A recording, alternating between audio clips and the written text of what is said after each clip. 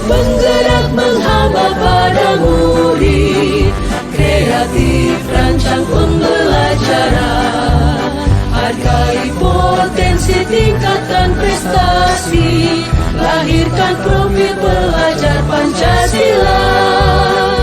Belajar, bergerak, berbagi untuk negeri, kita menjalin kolaborasi. Belajar, bergerak, berbagi untuk negeri, demi bakti pada Ibu Pertiwi. Assalamualaikum warahmatullahi wabarakatuh. Waalaikumsalam warahmatullahi wabarakatuh. Alhamdulillah, puji syukur mari sama-sama kita panjatkan kehadirat Allah yang mana oleh Allah telah memberikan kesehatan, kesempatan kepada kita semua sehingga kita dapat melakukan kegiatan kita pada hari ini. Salawat dan salam kepada junjungan Nabi kita Muhammad Sallallahu alaihi wasallam yang telah membawa kita dari alam kebodohan ke alam yang penuh dengan ilmu pengetahuan. Yang saya hormati Bapak Ibu guru yang ada di ruangan ini, yang saya muliakan dan saya banggakan, yaitu Bapak pengawas, karena pada hari ini Bapak pengawas kita adalah ada di ruangan kita sekarang ini. Jadi maksud kegiatan kita hari ini yaitu menyebarkan pemahaman dan penerapan pengalaman budaya positif. Jadi Bapak Ibu guru yang berbahagia, dalam program guru penggerak ada diseminasi budaya positif yang harus kita terapkan di sekolah dan menjadi budaya bagi anak didik kita di sekolah. Jadi setelah kita melihat di layar ini tentang budaya positif, jadi dalam benak Bapak Ibu pasti timbul tanya jawab ataupun timbul pertanyaan yang terlintas di pikiran Bapak Ibu sekarang. Budaya positif itu apa? Apa yang dimaksud dengan budaya positif ataupun apa itu budaya positif? Pasti kita terlintas di pikiran kita, apa itu budaya positif. Jadi coba Bapak Ibu mungkin dari Ibu ada apa itu yang namanya budaya itu apa? Kalau menurut saya, budaya positif adalah kebiasaan yang baik yang dilakukan oleh murid ataupun guru. Ya, bagus sekali Ibu. Berarti budaya positif itu kebiasaan yang dilakukan baik itu oleh peserta didik kita ataupun oleh guru-guru kita. Jadi ada yang lain budaya positif? Lebih ke arah perilaku positif di dalam kelas yang diterapkan di tingkah laku yang baik, sopan. Iya, bagus sekali. Jadi budaya positif itu seperti yang kita telah terapkan ataupun kita lihat di sekolah, itu termasuk kepada kebiasaan-kebiasaan yang dilakukan oleh peserta didik, baik itu oleh peserta didik dan guru, baik itu di sekolah, di lingkungan rumah, itu kebiasaan. Jadi di sini di budaya positif ini ada konsep inti yang budaya positif.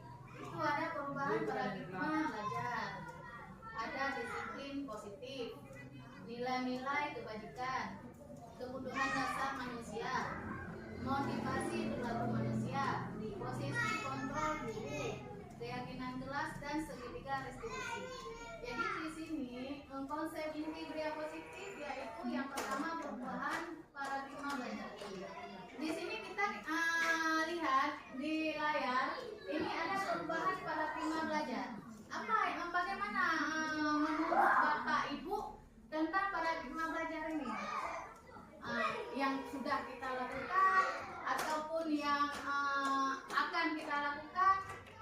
bagaimana menurut Bapak Ibu tentang perubahan paradigma belajar? Apa yang sudah kita lakukan? Paradigma apa yang kita lakukan sekarang? Yang sudah kita lakukan itu paradigma belajar itu dia ada yang istilahnya teacher center, ada student center, yaitu pembelajaran berpusat pada guru dan pembelajaran berpusat pada peserta didik atau siswa. Jadi yang kita lakukan termasuk saya sendiri yang telah kita lakukan sekarang ini, bagaimana yang kita sudah terapkan, apa paradigma belajar yang kita terapkan dulu-dulunya atau yang sudah kita lakukan sehingga harus terjadi perubahan paradigma belajar. Bagaimana kita terapkan paradigma belajar kita di kelas? Mungkin kalau yang kita lakukan di kelas, termasuk saya sebelum kita belajar ataupun mengetahui rupanya ada istilah untuk membudayakan budaya positif itu, paradigma belajar kita harus kita ubah dulu dari pembelajaran yang berpusat pada guru ke pembelajaran yang berpusat pada siswa, ya, peserta didik. Sekarang banyak mungkin yang kita lakukan campur-campur, ya kan? Kita adu-adu, ada yang berpusat pada guru, habis itu kemudian kita ada ke peserta didik. Jadi karena kita tidak sabar, kita langsung ke kita yang maksudnya berpusat pada guru kita. Jadi di sini yang diharapkan pembelajaran itu ke siswanya. Seperti yang telah kita terapkan di kelas, itu siswa yang kita harus melihat kebutuhan siswa, apa yang dibutuhkan siswa. Seperti dalam kita ini yang dilakukan budaya positif di kelas, yang sudah kebiasaan anak itu berdoa sebelum belajar. Itu kan ada anak belajar sebelum, anak berdoa sebelum belajar. Di situ pembelajaran yang berpusat pada siswa itu, anak kan siapa yang bimbing? Siapa yang bimbing? Siswa. Berarti di situ kita sudah menerapkan pembelajaran yang berpusat pada siswa. Kita sebagai guru ini cuma sebagai fasilitator. Nah, kita sebagai fasilitator. Dan contoh lain penerapan di kelas tentang pembelajaran berpusat pada siswa. Contohnya apa lagi?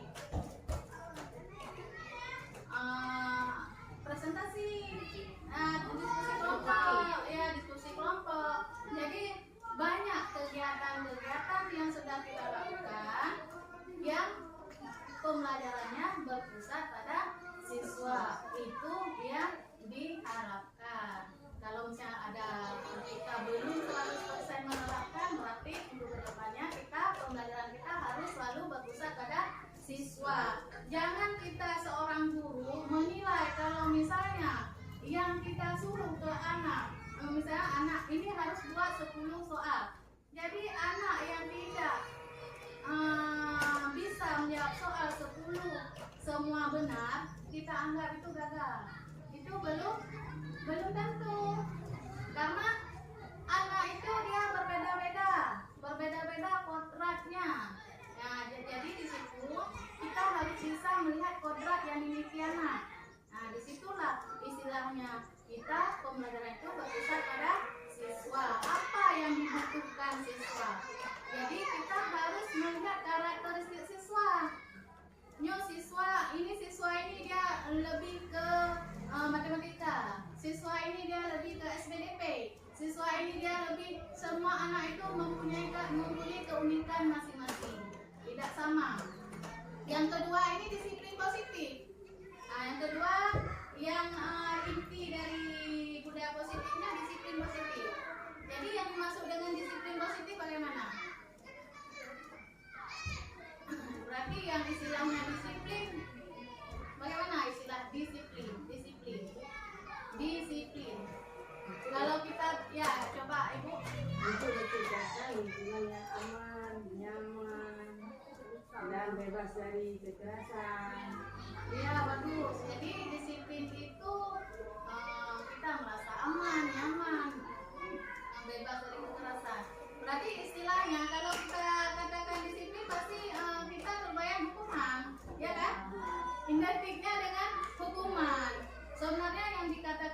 positif ini, dia kalau di budaya positif yang akan kita terapkan ini, siswa itu bisa mengontrol diri. Siswa ini bisa mengontrol diri untuk mengontrol dirinya, perilakunya.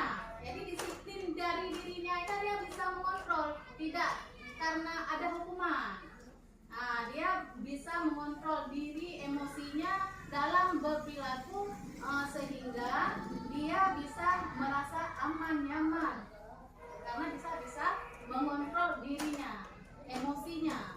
Di situ sudah termasuk disiplin positif yang sudah tertanam di jiwa anak itu.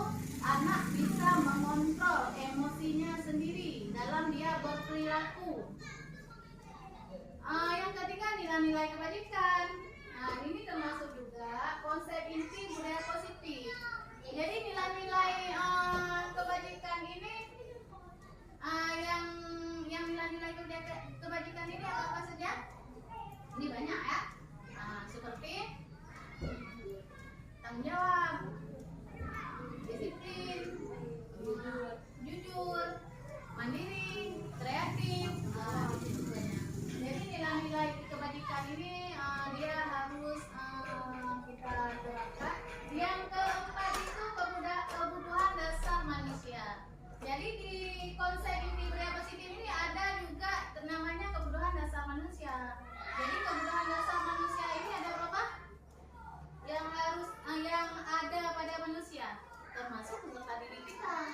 Nah, jadi 5 kebutuhan dasar yang ada pada manusia itu ada 5. Yang pertama apa? Kebutuhan dasar apa yang dimiliki manusia? Ada seperti berarti kebutuhan hidup, ya kan? Siswa kebutuhan dasarnya manusia itu dia dapat bertahan hidup, dia mempunyai kesenangan, dia kebebasan, ya kan? Penguasaan. Nah, itu termasuk kepada kebutuhan dasar manusia. Yang kebutuhan dasar manusia itu harus ada. Kalau tidak ada, kalau misalnya salah satu kebutuhan dasar tidak terpenuhi, maka pasti timbul gejolak, pasti timbul istilahnya masalah. Contoh, yang pertama itu bertahan hidup. Anak di sekolah kita suruh belajar, tapi dia tidak makan di rumah. Waktu sekolah dia tidak makan, jadi bagaimana dia mau belajar dengan nyaman? Karena dia tidak makan. Berarti kebutuhan dasar dia itu tidak terpenuhi. Jadi yang akan dia di sekolah dia pasti harus kita penuhi dulu kebutuhan dasarnya. Kalau nggak maksimal. Nggak mungkin anak bisa belajar. Dan yang kedua itu kesenangan. Anak tidak ada kebutuhan dasarnya, kesenangan tidak terpenuhi. Berarti timbul juga gejolak, masalah baik di dengan kawannya di sekolah, ya kan? Betul lagi. Dan kebebasan, anak kita tidak kita beri kebebasan. Istilah kebebasan di sini bagaimana, Ibu? Apa kita suruh anak sesuka hati?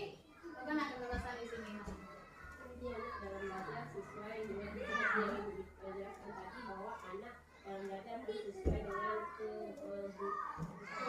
kebutuhan atau bakat yang dia miliki. Jadi kita tidak boleh memaksa, kebebasan kepada anak bahwa anak apa pelajaran yang dia sukai. Di situ kita bimbing lebih. Iya, terima kasih kepada Ibu Fajriani. Ya, sangat bagus. Di situ ada istilah kebutuhan dasar kebebasan. Kebebasan di sini kita kan sudah mengetahui bahwa anak itu dia punya keunikan tersendiri. Jadi dia makanya di program sekolah juga kita ada di sini istilahnya pengembangan bakat minat anak. Di situ kita menuntun siswa sesuai dengan bakatnya. Jadi kemana bakat siswa, kemana minatnya, itu tidak boleh kita paksakan. Dia ada bakat dan minat tersendiri. Kita seorang guru cuma menuntun. menuntun bakat minangnya. Jadi selanjutnya motivasi perilaku manusia. Selanjutnya motivasi perilaku manusia. Coba ibu perhatikan. Di sini ada motivasi perilaku manusia ini ada 3 ya. Ada motivasi eksternal, ada motivasi internal, dan eksternal itu ada 2. Yang pertama itu ada motivasi apabila kita melakukan sesuatu karena kita takut akan hukuman. Contoh, siswa mengerjakan tugas PR yang kita beri. Dia mau mengerjakan karena kalau tidak kerjakan kita kasih hukuman pada anak. Misalnya apa hukuman yang guru terapkan? Berdiri sebelah kaki. Dia mau mengerjakan karena ada hukuman tadi. Itu motivasi eksternal. Dan yang ada lagi motivasi karena dia mau melakukan karena dia dapat imbalan. Contoh, siapa yang mau mengerjakan tugas ini dapat hadiah dari ibu. Kita kasih imbalan, kita kasih penghargaan. Jadi dia mau melakukan. Itu juga eksternal. Ada satu lagi internal. Ini dia mau melakukan sesuatu, siswa mau melakukan sesuatu peserta didik, kita mau mengerjakan apa yang kita suruh karena dia memang nilai yang dia anut. Dia dalam diri dia nggak mau apa yang tentang hukuman, tentang penghargaan. Pokoknya dia nilai-nilai dia punya nilai tersendiri, bahwa dia mau melakukan tanpa ada embel-embel di belakang. Yang selanjutnya ini ada posisi kontrol seorang guru. Ini posisi kontrol ini mungkin kita seorang pendidik wajib kita ketahui. Di sini posisi kontrol guru, berarti seorang guru ada posisi kontrol. Ada 5 posisi kontrol. 5 posisi kontrol yang harus dimiliki seorang pendidik. Yang pertama Posisi penghukum. iya penghukum. Apalagi? Yang kedua posisi pembuat merasa bersalah. Yang kedua membuat merasa bersalah. Yang ketiga Yang ketiga posisi teman. sebagai teman. Yang keempat sebagai Memantau atau monitor. monitoring atau memantau. Yang selanjutnya apa posisi kontrol seorang guru? Posisi manajer. Sebagai manajer. Jadi Bapak Ibu, bagaimana yang dikatakan posisi kontrol sebagai penghukum? Kita seorang guru ini yang harus kita cermati Bapak Ibu. Jadi kita seorang guru harus mengetahui posisi kontrol kita. Apa mau kemana kita bawa? Mau posisi mana kita ambil? Mana yang lebih bagus dari 5 posisi kontrol itu? Mana yang seharusnya seorang pendidik miliki? Misalnya seperti apakah kita selama ini, bagaimana selama ini? Ya bagus Ibu Yulida. Berarti Ibu sudah memahami dan sudah menerapkan. Jadi yang dikatakan posisi penghukum apabila contoh ada anak dia tidak melakukan apa yang kita suruh. Misalnya kita menyuruh membuat PR, dia tidak melakukan. Jadi kita hukum. Kamu nanti menyapu dia semua halaman sekolah. Itu kita memposisi diri kita sebagai penghukum. Jadi di situ anak tidak akan berubah dia.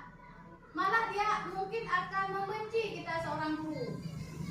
Dia akan membenci kita karena kita menyuruh dia tadi membersihkan halaman sekolah. Jadi di situ tidak bagus karena dia itu tidak akan berubah. Yang kedua itu posisi yang berbuat merasa bersalah.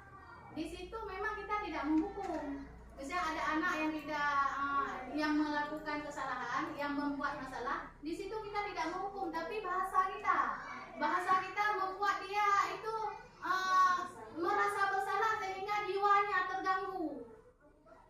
Istilahnya kan batin di situ. Mentalnya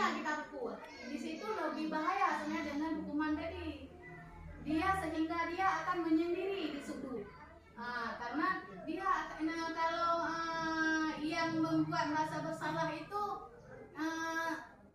dengan hukuman yang kita kasih tadi mungkin lebih berat ini lagi, karena di situ jiwanya ya merusak mentalnya, jadi lama dia akan keluar dari permasalahan tersebut, dan itu tidak juga membuat dia berubah ke yang lebih baik. Yang ketiga sebagai monitor, ya kan?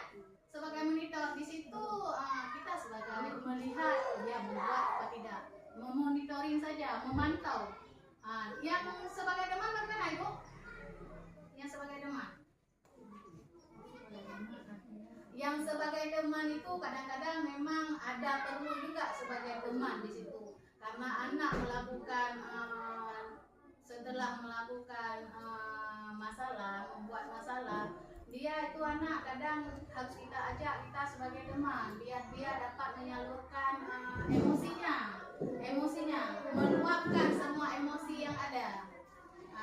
Tapi yang paling bagus di sini posisi kita sebagai manajer. Bagaimana posisi sebagai manajer? Posisi manajer di sini maksudnya kita bisa membimbing siswa kita tanpa si pelaku atau yang membuat masalah merasa dikucilkan, dan dia akan berubah ke yang lebih baik lagi tanpa dia merasa bersalah, dia tidak dikucilkan, tapi bisa merubah dirinya ke yang lebih baik. Jadi ini termasuk posisi jadi yang paling bagus ini posisi mana? Manajer. Jadi sudah Ibu miliki, insya Allah sudah kan?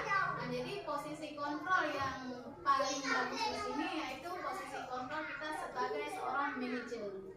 Dan selanjutnya itu keyakinan kelas.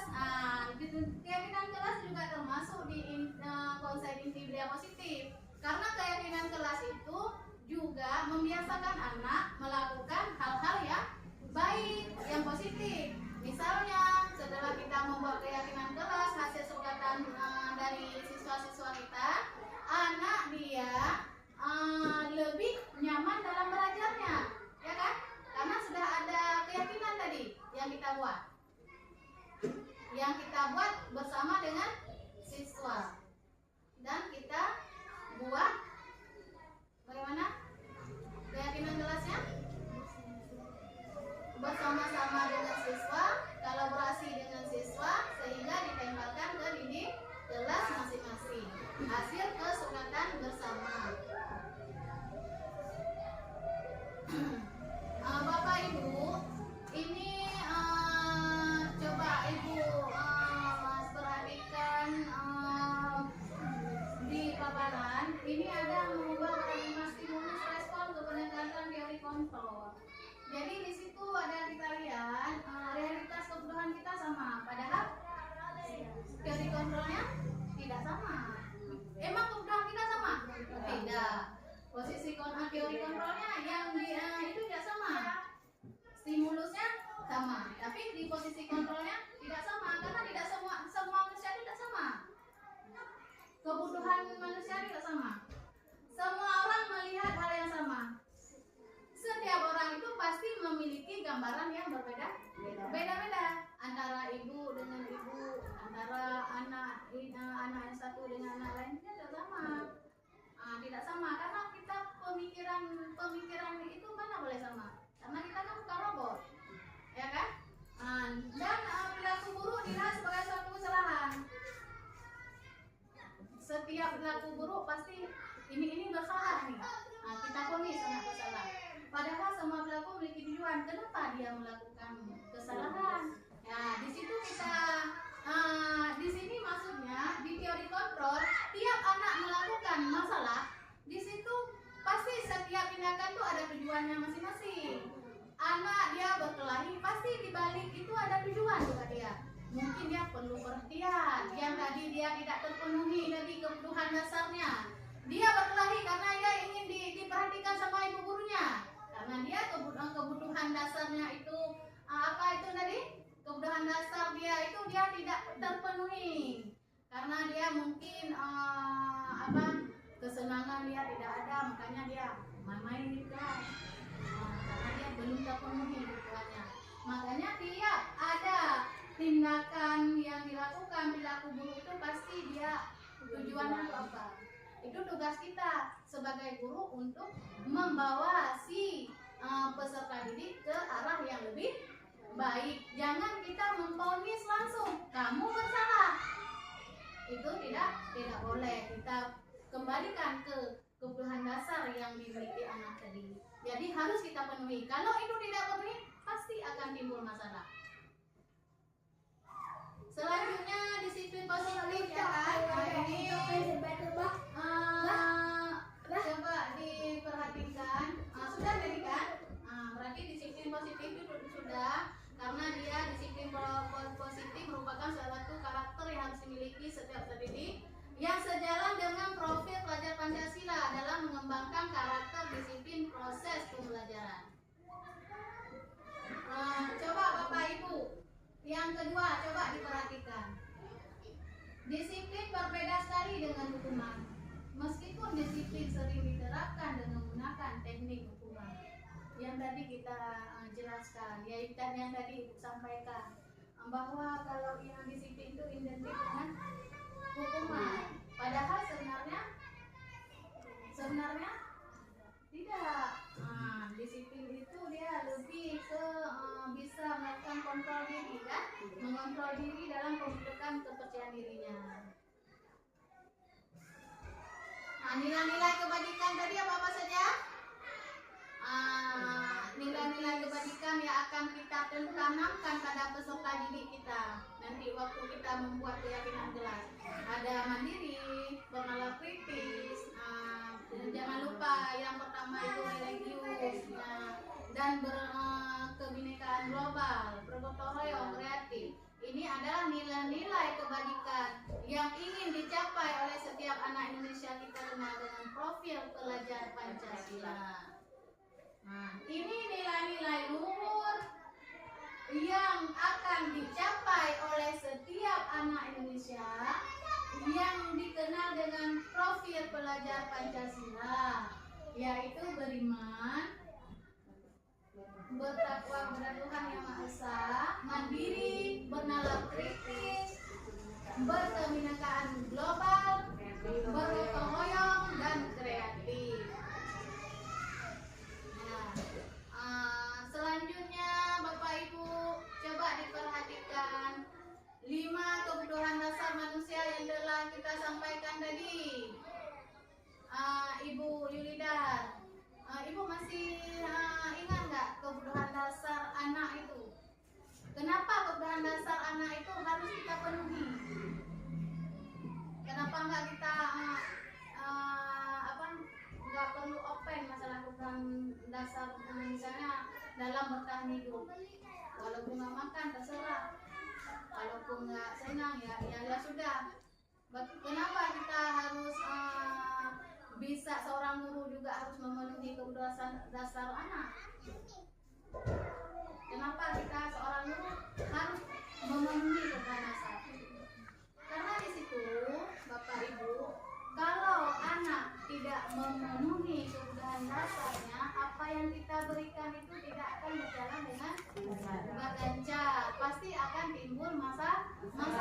Anak tidak bisa mendengar apa yang kita ajarkan. Anak dia akan berkelahi dengan kawannya. Anak ingin mencari perhatian. Anak ingin kebebasan, ya kan? Jadi di situ kita seorang guru dituntut kita di situ kita harus pertama sekali yaitu harus kita apa yang seorang pendidik itu harus yang pertama sekali waktu kita masuk kelas itu yang harus kita lihat pertama sekali itu apa kebutuhan dasar yang harus kita penuhi dan apa kodrat yang dibawa oleh anak. Dia ada kodrat alam, kodrat zaman. Kodrat alam itu bawaan dia dari lahir. Kalau kodrat alam, kodrat zaman berarti anak itu kita bawa ke perkembangan sesuai dengan zamannya. Seperti dalam kita di sini sekarang kan era digital. Sekali-kali Bapak Ibu bawa anak itu belajar dengan era digital, itu berarti kodrat udah masuk ke kodrat zaman. Anak sekarang semua anak udah main HP. Jadi HP itu kita arahkan ke positif dengan media pembelajaran. Dengan kita arahkan. Jadi Bapak Ibu terima kasih banyak telah mengikuti diseminasi saya pada hari ini. Mungkin ada yang perlu Ibu sampaikan, Ibu menanggapi, coba Bapak Ibu. Mungkin ada dari paparan kita, mungkin ada yang pingin Ibu tanggapi ataupun yang belum jelas. Coba Bapak Ibu dari di sini segitiga restitusi. Sudah Ibu mengerti segitiga restitusi di sini? Mungkin ini di segitiga restitusi. Coba di segitiga restitusi. Di sini suatu proses dialog yang dijalankan oleh guru agar dapat menghasilkan murid mandiri dan bertanggung jawab. Ini contoh ya. Si Budi berkelahi dengan si Andi misalnya. Kita panggil. Di situ anak kan dia berkelahi tadi. Jangan langsung kita polis, Budi, kenapa kamu berkelahi sama si Andi? Kamu bersalah. Kamu memang tidak tahu aturan. Itu salah. Di situ posisi kita, di situ kita harus berdialog sesuai dengan segitiga restitusi, yaitu menstabilkan identitas. Di situ kita menstabilkan anak dulu, menstabilkan emosi anak. Kita panggil baik-baik anak, kita tanya, Budi, kamu tahu nggak kenapa Ibu panggil? Dia pasti tahu, karena dia kan sudah membuat kesalahan. Jadi tahu nggak kamu kenapa Ibu panggil? Tahu Bu, kenapa? Saya tadi memukul si Andi Bu. Dia kan jawab. Di situ kita langsung menstabilkan dia. Misalnya emosi dia itu harus terkontrol. Kita kontrol dulu emosi dia. Kenapa kamu lakukan Budi? Kita tanya kan? Kenapa kamu lakukan? Dia itu mengejek saya Bu. Dia kan jawab. Dia mengejek saya. Sebenarnya ada cara lain supaya kamu tidak berkelahi sama si Andi. Memang ada cara lain nggak Budi? Kita tanya enggak, cari solusi sama dia. Di situ menstabilkan identitas itu, dia menstabilkan emosi dia. Kita seolah-olah tidak kita anggap bersalah. Kita seolah membenarkan perilaku dia. Seolah-olah menstabilkan identitas ini kita membenarkan yang dia lakukan. Padahal tidak. Yang kedua, memvalidasi tindakan yang salah. Di situ kita katakan, tadi si Budi kan berkelahi. Budi, kamu tadi kamu berkelahi sama si Andi. Memang ada cara lain nggak Budi selain berkelahi? Di situ termasuk validasi tindakan. Dia memang melakukan kesalahan tadi. Dan satu lagi menanyakan keyakinan. Dia mengakui dia telah melakukan kesalahan. Jadi kita kan tidak terapkan tadi keyakinan kelas kita, tidak boleh tidak boleh berkelahi, tidak harus menghargai teman di situ kan. Jadi kita tanyakan sama si Budi, menurut Budi, keyakinan kelas mana? Masih ingat nggak keyakinan kelas Budi? Masih Ibu? Pasti dia jawab itu. Keyakinan mana yang Budi langgar? Kan kayak gitu. Pasti dia jawab lagi, keyakinan yang ini Bu, yang saling menghargai sesama teman. Jadi bagaimana tindakan selanjutnya Budi? Saya minta maaf Bu. Di situ kita sudah berarti inilah segitiga restitusi. Tapi di sini yang membuat bersalah itu tidak. Sebelum kita melakukan pembelajaran, di awal pembelajaran tahun ajaran baru, kita akan membuat keyakinan kelas kita. Dan saya yakin semua kita sudah membuatnya. Yaitu keyakinan kelas di situ tidak sama antara kelas 1, kelas 2, kelas 3 sampai kelas 6. Jadi keyakinan kelas itu adalah juga budaya positif yang akan diterapkan kepada siswa-siswa kita di kelas. Nah, jadi Ibu sudah membuatnya kan keyakinan kelas. Jadi bagaimana cara kita membuat keyakinan kelas yang sudah Ibu terapkan di kelas?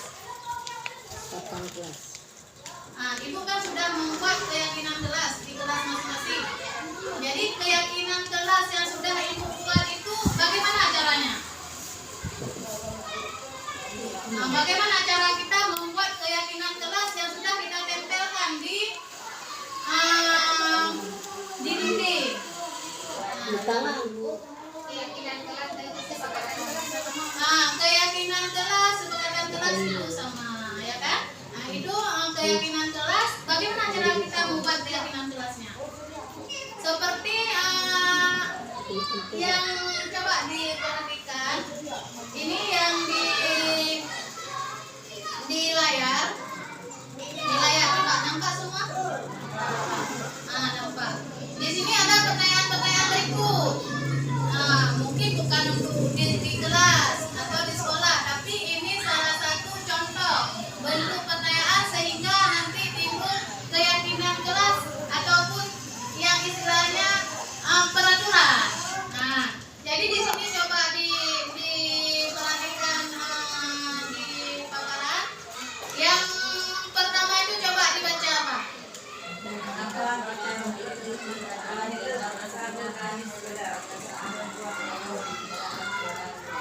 Ya, di sini nomor 1, mengapa kita memiliki peraturan tentang penggunaan helm pada saat mengendarai kendaraan roda 2? Kenapa? Kenapa kita harus memakai helm? Berarti kita di situ keyakinan kelas yang kita terapkan, keyakinan di situ apa yang ditanamkan? Kita di situ peraturannya penggunaan helm. Berarti di situ ditekankan menghormati diri atau keselamatan ya. Di situ keselamatan ya. Karena di keyakinan-keyakinan yang kita terapkan itu ada yang saling menghargai, ada kerjasama, saling menghormati. Di situ berarti yang ditekankan itu apa? Keselamatan diri. Nah, keselamatan diri berarti keselamatan di situ ditekankan. Yang kedua di sini, yang kedua coba. Nah, kemungkinan jawaban Anda adalah keselamatan. Yang ketiga, mengapa kita memiliki peraturan tentang penggunaan masker dan mencuci tangan setiap saat? Berarti untuk menjaga kesehatan. Di sini kita alihkan ke kelas kita. Nah, ke kelas kita. Jadi kita alihkan ke kelas kita supaya di sini kan tadi penggunaan helm, yang kedua memakai masker. Jadi nilai-nilai apa yang ditanamkan itu? Supaya siswa disiplin. Nah, jadi supaya siswa disiplin. Jadi di situ tadi yang contoh tadi kan penggunaan helm. Jadi nilai-nilai keselamatan, kesehatan, contoh memakai masker kan. Nah, kita bawa ke kelas. Di dalam kelas itu keyakinan kelas kita suruh tulis dulu sama anak-anak. Jangan langsung kita tempel di dinding hasil dari kepala kita, dari pemikiran kita guru wali kelas. Jadi kita kumpulkan anak-anak, semua anak-anak itu wajib mengungkapkan pendapat mereka masing-masing. Jadi setiap anak itu menulis setiap anak. Jadi apa yang diinginkan oleh anak untuk kelasnya? Contoh, si A menulis kebersihan, buang sampah pada tempatnya. Mungkin si A menulis seperti itu. Yang si B mungkin menulis kita belajar tuh harus dengan senang, jangan marah-marah ibu. Nah, itu kita harus menerima. Jadi semua anak itu Jangan kita langsung ini sudah bagus nih menurut saya. Jadi kita tempelkan terus. Anak-anak membaca itu nggak boleh. Jadi semua anak itu wajib mengungkapkan pendapatnya dan kita setelah mengungkapkan pendapat apa yang kita lakukan sebagai wali kelas? Mengambil keputusan. Jangan keputusan dulu, tapi bagaimana? Bekerja sama dulu, Berkolaborasi dengan siswa. Ya, kita berkolaborasi dengan siswa. Hasil yang mereka tulis tadi kita pajangkan dulu. Kita pajangkan dulu ini apa-apa aja yang ada. Mungkin nanti ada yang sama, ada bahasanya yang mungkin perlu kita benah. Dari bahasanya kita rubah menjadi bahasa positif. Di situ jangan buang sampah sembarangan. Keyakinan kelas jangan ada lagi ya istilahnya jangan. Jadi kita bawa ke yang positif. Misalnya tadi anak-anak kan menulis jangan buang sampah sembarangan. Kita alihkan bahasanya, kita rubah ke hal yang positif. Bagaimana misalnya kalau jangan buang sampah sembarangan, bahasa yang positif kita tarik apa? Buanglah sampah pada tempatnya. Iya, buanglah sampah pada tempatnya. Ataupun menjaga kebersihan. kebersihan itu sebagian daripada iman. Keyakinan kelas, ini keyakinan kelas. Keyakinan kelas yang tadi kita bawa ke kalimat-kalimat positif. Jadi di situ tugas kita wali kelas membawa kalimat-kalimat tersebut ke yang positif. Di situ kita ambil tarik lagi nilainya. Nilai. Contoh, anak kan mempunyai kebutuhan dasar anak. Setiap manusia itu mempunyai kebutuhan dasar. Jangan kalau misalnya kita lihat anak berkelahi, seperti tadi kita lihat anak mungkin ada yang bermasalah, itu harus kita lihat kebutuhannya. Kita penuhi dulu kebutuhan anak. Kebutuhan manusia itu ada 5. Yang pertama kebutuhan apa? Anak, kebutuhan dasar manusia. Ya. Yang pertama sekali kasih sayang itu langsung. Apalagi ya perhatian, berarti kasih sayang, perhatian. Ada lagi 5 tadi. Keinginan, bukan kebutuhan, iya kebutuhan namanya. Yang pertama itu anak jangan pernah kita lupa bahwa dia mempunyai 5 kebutuhan dasar. Yang pertama bertahan hidup. Itu 5 dasar manusia hak bertahan hidup. Yang kedua, anak harus mendapat kasih sayang. Anak harus mendapat apa lagi? Kebebasan. Anak harus mendapat penguasaan. Ya kan? Penguasaan. Dia merasa diri saya mampu. Jadi perlu tak akui kemampuan dia. Itu harus. Jadi apabila anak mungkin nanti ada timbul masalah, kita harus lihat dulu kebutuhan dia. Mungkin apa kebutuhan dia yang belum terpenuhi. Dia berkelahi. Kenapa dia berkelahi? Kebutuhan apa yang perlu dia penuhi? Karena ada kebutuhan yang dia perlu penuhi. Jadi di sini tadi kita kan buat keyakinan kelasnya. Jadi sudah kita buat ke kalimat positifnya. Di situ kita ambil nilainya. Nilai. Karena setiap yang kita lakukan itu ada nilai. Ada nilai-nilainya. Seperti apa nilai? Religius, kasih sayang, ya kan? Jadi setiap kelas itu dalam membuat keyakinan kelas itu nggak usah banyak-banyak. Takutnya nanti enggak tercover semua. Jadi yang menurut kelas, contohnya kelas 5, Ibu Meriati misalnya. Dia kelas 5, saya ingin menanamkan ke kelas 5 ini yang paling utama. Maksudnya walaupun nanti 4 misalnya, disiplin. Contoh nih ya, contoh disiplin, tanggung jawab, itu nilai kan? Nilai. Ada lagi semua belajar. Itu termasuk ke dalam keyakinan kelas kita. Jadi ini diharapkan semua kelas ada keyakinan kelas. Tidak boleh nggak ada keyakinan kelasnya. Karena kalau tidak ada keyakinan kelas, itu berarti di kelas itu cita-cita untuk terwujud ke ke yang lebih baik itu nggak ada. Nah, jadi anak nggak ada istilahnya patokan nyolong anjir ini nggak bisa saya ajarkan karena keyakinan kelas yang sudah kita sepakati begini. Nah, di situ kalau sudah ada keyakinan kelas berarti ada istilahnya konsekuensi.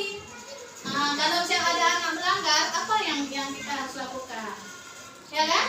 Tiap ada keyakinan berarti itu sama dengan aturan, ya kan? Ya? Sama nggak? Sama nggak? Sama nggak istilahnya aturan keyakinan kelas itu sama nggak? Sama. Nah, berarti sama istilahnya kalau ini contoh. Coba lihat contoh. Nah, ini kan hasil keyakinan kelas 5. Ini contoh. Nah, inilah yang kita tempelkan di dinding. Di dinding kelas. Hasil keyakinan kelas 5 bertanggung jawab yaitu dengan mengerjakan tugas piket. Ini contoh. Contoh. Dan ini bersikap sopan dan guru dan menghormati guru. Berarti di sini ditekankan anak berkarakter. Anak berkarakter di sini. Bersikap jujur. Saling tolong menolong. Bersikap tenang saat pelajaran berlangsung. Berarti nggak harus tertib di sini. Tertib, tidak boleh mondar-mandir. Duduk rukun dengan teman. Nah, ini salah satu contoh.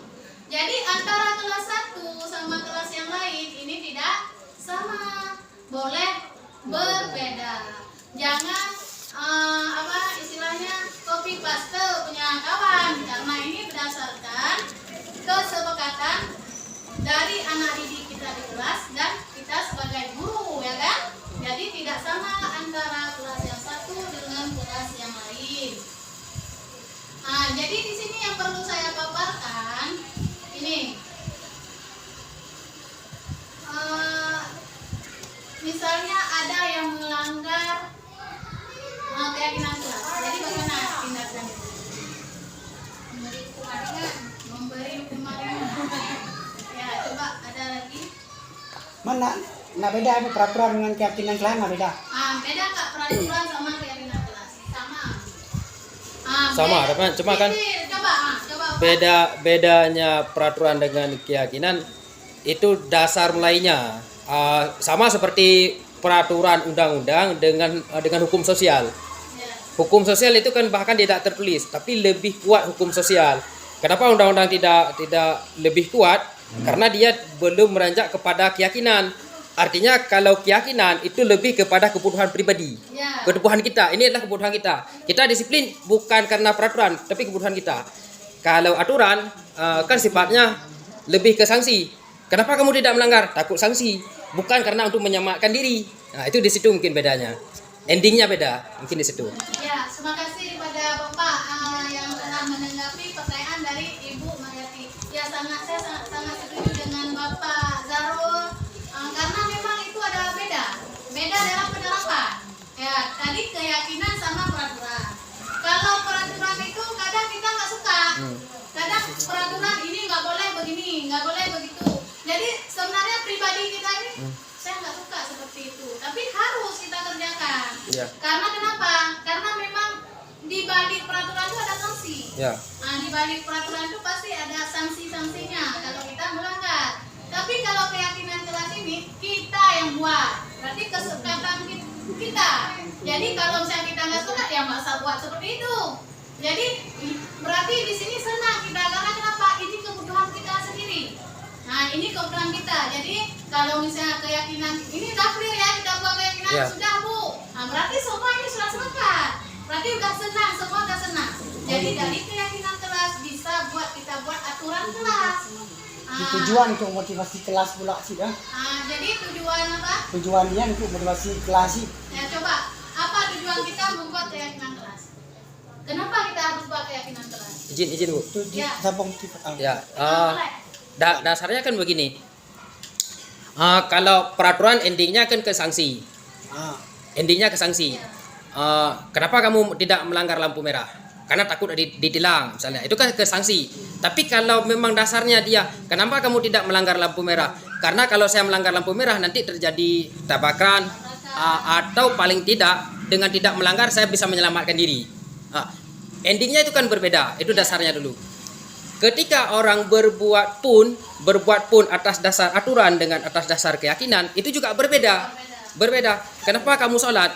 Salat karena kebutuhan saya sendiri. Akhirnya dia salat dengan benar. Apa bahasanya ya? Lebih singkatnya begini. Lebih singkatnya dia benar-benar menanamkan yakin di dalam hati bahwa inilah yang saya lakukan itu benar dan menjadi kebutuhan pribadi, bukan hanya sebagai aturan atas dasar karena mendapatkan sanksi. Jadi endingnya kan berbeda nanti, hasilnya berbeda. Akhirnya lebih cocok memang keyakinan daripada kita terapkan peraturan. Mungkin itu. Iya, itu sudah sangat bagus. Nah, sedikit ini tambahan.